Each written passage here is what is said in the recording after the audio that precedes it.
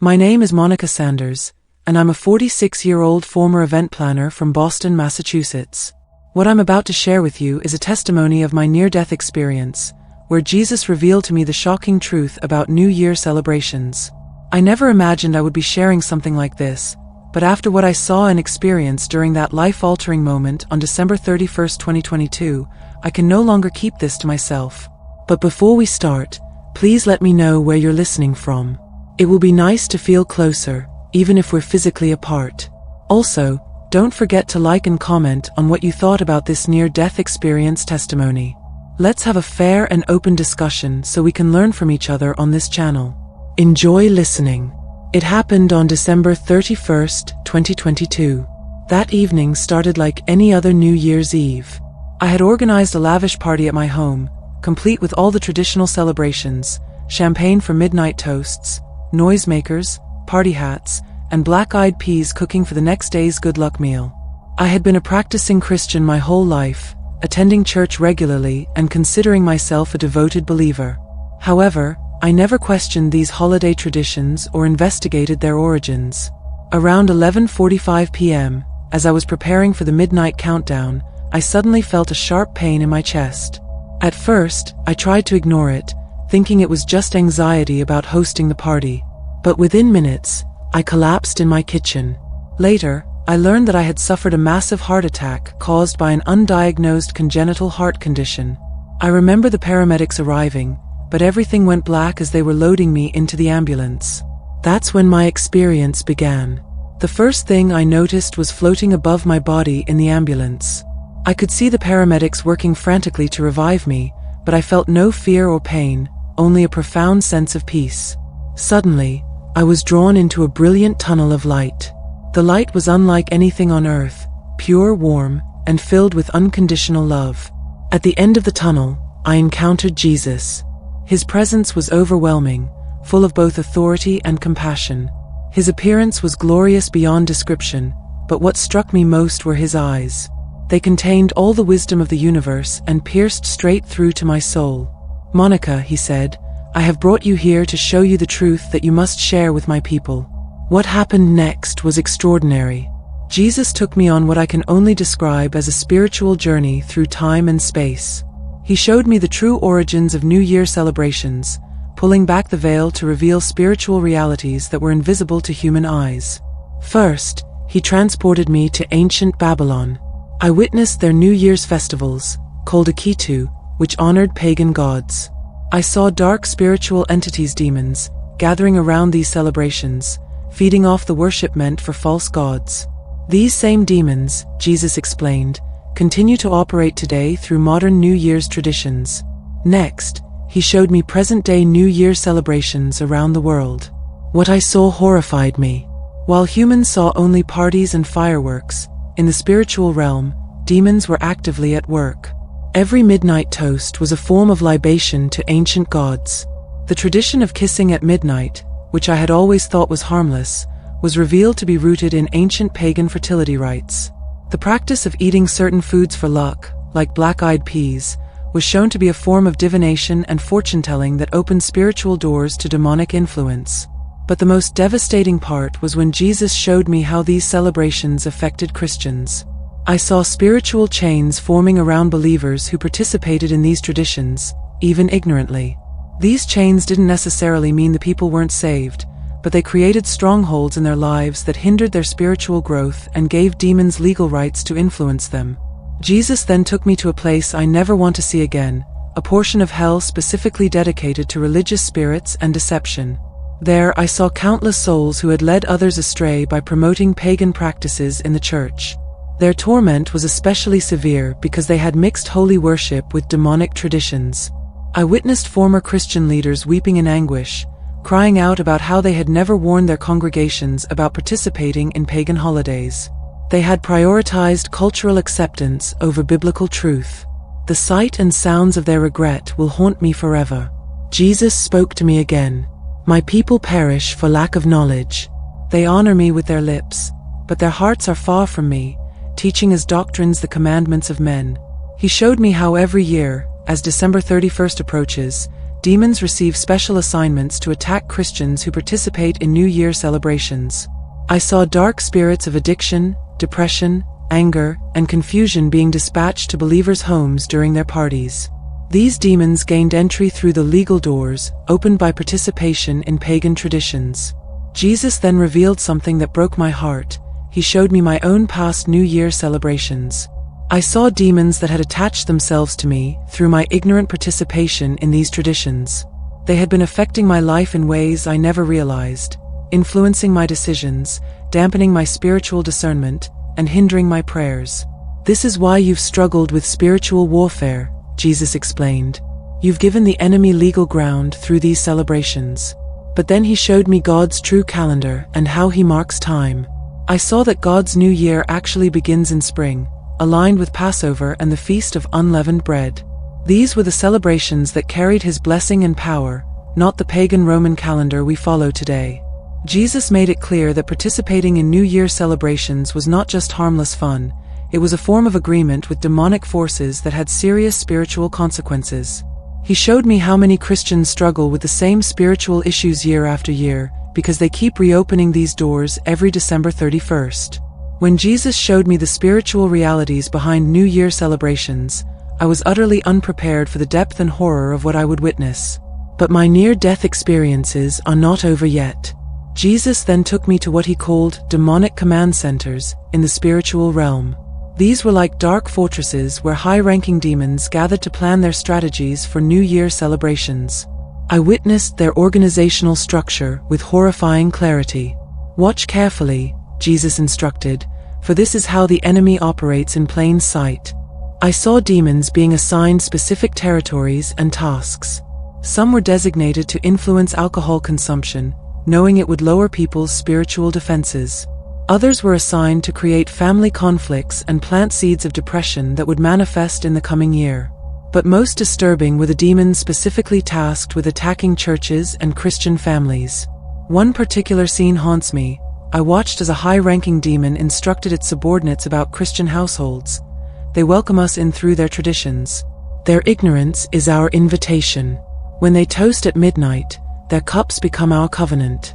When they sing Auld Lang Syne, their voices harmonize with hell's chorus. Their resolutions become soul contracts. Jesus then began showing me real cases of Christians affected by New Year celebrations. These weren't just general examples. He showed me specific people and their stories. I'm sharing these with changed names to protect their privacy. 1. The Anderson family. I watched as this Christian family in Ohio celebrated New Year's 2021. They seemed to be having innocent fun, but in the spiritual realm, I saw demons entering their home through their participation in traditional New Year's rituals. Within months, their teenage daughter became involved in the occult, their marriage nearly ended, and their business faced bankruptcy. Jesus showed me how their New Year celebration had given demons legal right to attack these specific areas of their lives. 2. Pastor James. I witnessed a respected pastor who regularly hosted New Year's Eve services that incorporated worldly celebrations. In the spirit realm, I saw dark chains forming around his church pulpit. Jesus revealed how his compromise allowed religious spirits to enter his congregation, leading to gradual doctrinal corruption. Within 2 years, his once biblical church had embraced numerous unscriptural practices. 3. The Martinez sisters. These 2 Christian women made a tradition of doing New Year's fortune-telling, just for fun, reading horoscopes and making predictions for the coming year. I saw demons of divination attaching themselves to their bloodline, affecting not only them but their children. Their seemingly innocent activity opened doors that would take generations to close. The most terrifying part of my experience was when Jesus took me to a specific section of hell designated for those who had led others into pagan celebration deception. This wasn't a brief glimpse. I was made to watch and listen for what felt like hours. I saw a former megachurch pastor who had encouraged his congregation to Christianize pagan celebrations. He was in constant torment, screaming, "I should have warned them. I knew the truth but didn't want to seem radical. The blood of their deception is on my hands." Nearby was a Christian influencer who had built her brand around holiday celebrations. She cried out about how her beautiful Instagram posts of New Year celebrations had led countless Christians into demonic agreements. Her perfectly curated party photos had become eternal chains of torment. But what broke me most was seeing the ordinary Christians, the Sunday school teachers, worship leaders, and faithful church members who had simply followed tradition without questioning. They faced lesser but still severe torment for their role in perpetuating these celebrations. And then, Jesus showed me how deeply rooted New Year's traditions are in the spiritual realm and how they unknowingly create demonic legal rights. What I witnessed was both eye-opening and terrifying. Take something as simple as a champagne toast, for instance. Jesus revealed that every toast during a New Year's celebration functions as a spiritual covenant. In the spirit realm, I saw demons collecting these toasts as if they were signed contracts. Each toast, Jesus explained, is an unknowing pledge of allegiance to Bacchus, the demon spirit behind drunken revelry. Even drinking just a little alcohol during these celebrations created temporary cracks in people's spiritual armor. These gaps allowed demons to plant seeds of addiction, depression, and family turmoil. It wasn't just about drinking, it was about what it symbolized in the spiritual realm. The countdown tradition was perhaps the most disturbing revelation. Jesus showed me its pagan roots, where it originated as a ritual to summon the New Year spirit. Spiritually, I saw that each number called forth specific ranks of demons. By the time the clock struck midnight, these demons had full legal rights to enter the homes and businesses of anyone who participated in the countdown. My people think they're just marking time, Jesus said, but they're actually participating in an ancient summoning ritual. What seemed festive in the physical world was anything but harmless in the spirit. Even fireworks and noisemakers, things we think of as celebratory, have a dark side in the spiritual realm. Jesus showed me how the loud blasts disrupted the protective frequencies of angels around homes and churches. What's more, demons use the noise as a kind of beacon to stake territorial claims. The origins of this tradition were to scare away evil spirits, but in reality, it serves as a signal calling them forth. Jesus didn't just stop at explaining these concepts. He showed me specific heartbreaking examples of how New Year's traditions wreaked spiritual havoc on individuals and families. One of the cases was a youth group at Wilson Church. A well-meaning youth pastor had organized a Christian New Year's party to keep teens out of trouble. But in the spiritual realm, I saw demons of confusion targeting the young attendees. Within a few months, the fallout was devastating. 2 teens started experiencing sleep paralysis and demonic nightmares. 3 others developed severe anxiety, and 1 girl began hearing voices urging her toward self-harm. Jesus explained that their participation in New Year's rituals had given demons legal access to their developing spiritual lives. Another case involved the Thompson family, a Christian household that faithfully celebrated New Year's every year. Spiritually, I saw how their annual traditions strengthened generational curses. Their family struggled with recurring financial disasters every January, mysterious illnesses that baffled doctors, and children abandoning their faith during college. Jesus revealed how these yearly rituals had created a demonic inheritance passed down through generations. Finally, I saw a 50-year-old woman, a powerful prayer warrior known for her intercession. Despite her deep connection with God, her New Year's gatherings created blind spots in her spiritual discernment. Demons hid behind her traditions, affecting her ability to pray effectively for others. Jesus said, "Even some of my most dedicated servants are rendered ineffective through these compromises." These revelations left me shaken. The experience was so vivid that it left no room for doubt. What we often dismiss as harmless fun carries deeper spiritual implications than we realize. The more Jesus revealed, the more I understood how much is at stake. New Year celebrations, as innocent as they may seem, open doors to spiritual oppression. The toasts, the countdowns, the fireworks, all of it carries spiritual consequences. Meanwhile, God's appointed times are rich with opportunities for blessing, renewal, and alignment with His will. As I started processing the gravity of these revelations, Jesus switched my focus by showing me the hidden spiritual dynamics behind New Year celebrations. He began by revealing the intricate demonic hierarchy operating during these events, and what I learned shook me to my core. First, He introduced me to the high-level principalities presiding over these celebrations. These weren't abstract concepts or vague ideas. I could see them clearly in the spirit realm. Kronos, the spirit that controls man's timing systems, was one of the most prominent. He's the reason we're so obsessed with counting down seconds and marking time. Then there was Janus, the ancient Roman deity of transitions, who symbolized beginnings and endings. It struck me how often Janus is subtly referenced in our culture, without anyone truly understanding his spiritual implications. Bacchus, the spirit behind celebration excess, was another major force. Jesus explained that Bacchus thrives during New Year celebrations, feeding on the revelry, drunkenness, and lack of restraint. Finally, there was Mammon, the principality driving financial new beginnings, manipulating people into making impulsive financial decisions they would later regret. These, Jesus said, are the ancient powers behind modern traditions. It was chilling to realize that what we see as innocent celebrations are, in reality, spiritually orchestrated by these forces. But it didn't stop there. Each of these principalities deployed legions of lower-ranking demons with highly specific assignments. At the second tier were demons that worked under the high-ranking principalities. Resolution spirits, for instance, were tasked with attacking people's willpower and creating cycles of failure and disappointment. I saw how people would start the year with such optimism, making resolutions, only to be met with repeated failures that left them feeling defeated. Party demons were another category, specializing in lowering inhibitions. They thrived in environments where alcohol, drugs, and reckless behavior ran rampant. Religious spirits were perhaps the most insidious. Their job was to convince Christians that participating in these celebrations was harmless. Traditional demons, on the other hand, worked to enforce generational patterns, ensuring families would continue celebrating in ways that opened spiritual doors to demonic influence. Then there were the ground-level demons, the ones who worked directly with humans in more tangible ways.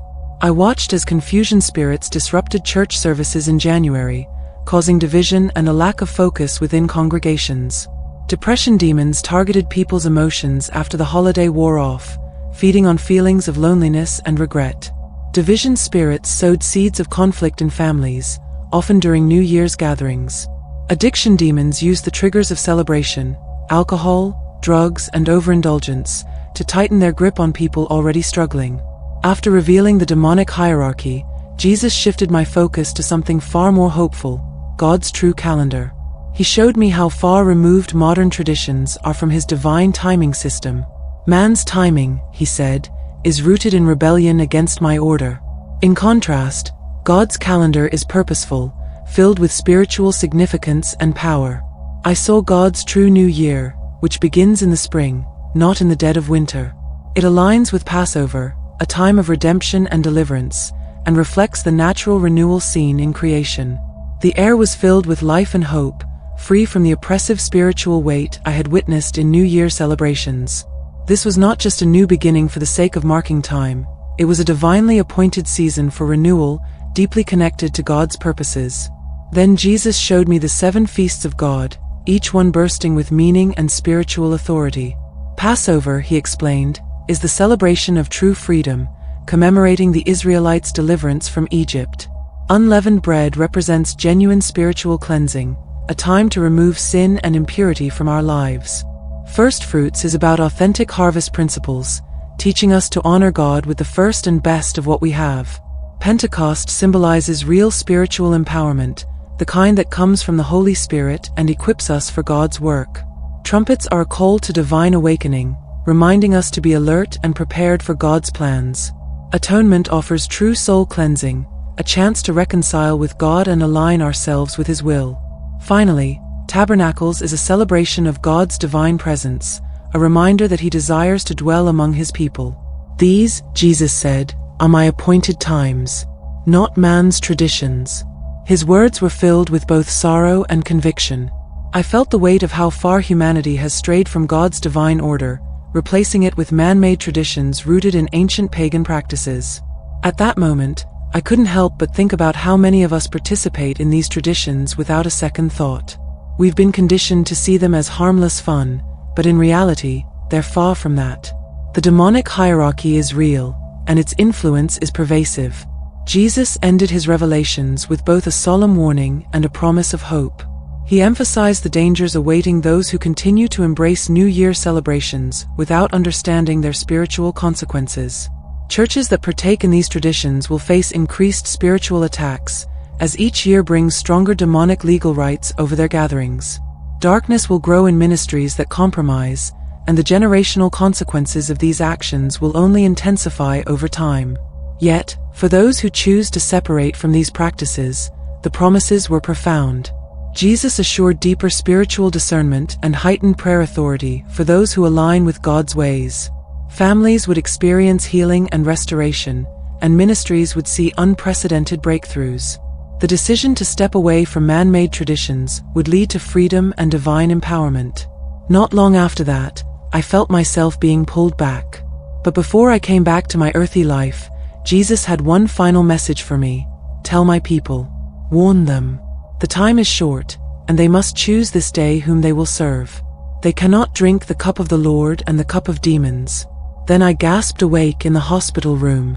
Later, the doctors told me I had been clinically dead for 7 minutes. They called my survival a medical miracle, as they had been about to pronounce me dead when my heart suddenly started beating again. That was 2 years ago. Since then, my life has completely changed. I closed my event planning business because I could no longer in good conscience organize celebrations that I now knew were rooted in paganism. Some friends and family members think I've become extreme, but I cannot deny what Jesus showed me. I've spent countless hours researching everything Jesus revealed, and I found historical documentation confirming the pagan origins of these celebrations. The spiritual warfare I experienced around New Year's now makes perfect sense. The anger and confusion I felt, the unusual family conflicts, the spiritual oppression, it was all connected to my participation in these celebrations. Today, I'm sharing this testimony because Jesus commissioned me to warn others. If you're a Christian who celebrates New Year's, I urge you to pray and seek God about this matter. The enemy has deceived us for too long, mixing paganism with Christianity until we can't tell the difference. Sharing this testimony has not been easy, but it felt necessary because so many souls are at a spiritual crossroads. Every New Year's celebration represents a choice. Will you follow man's traditions or embrace God's divine timing? The time for compromise is over. The choice is yours.